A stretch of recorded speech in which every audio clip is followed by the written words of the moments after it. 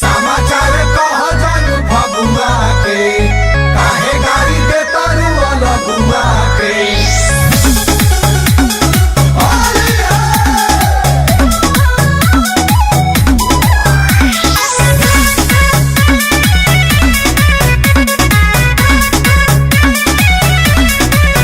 ससुरा में ऐसन कहा कइले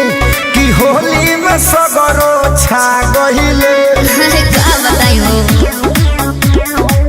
तो ससुरा में ऐसन कहा कइले कि होली में सगरो छा गइले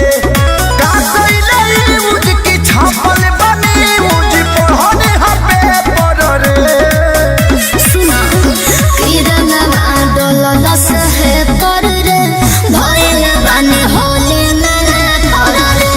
किरणवा डोलस है पर रे भइल बानी होली में रे पर रे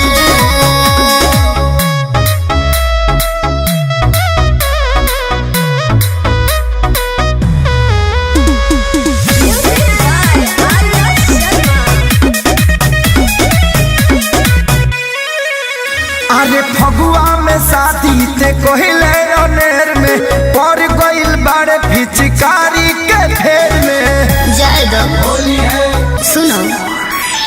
होए जानू ये बात सच्चा बा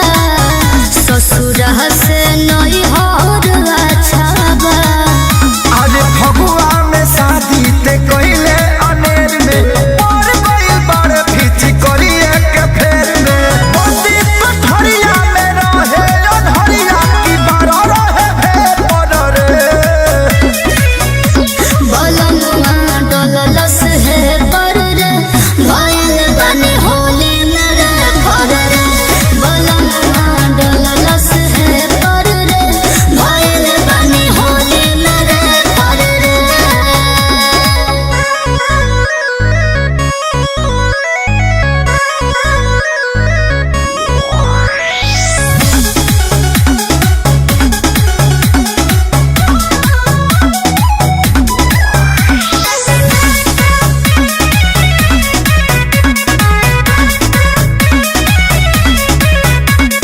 कृष्णा पे दर्दी खेसारी के रंग में सोनू विवेक यौरिया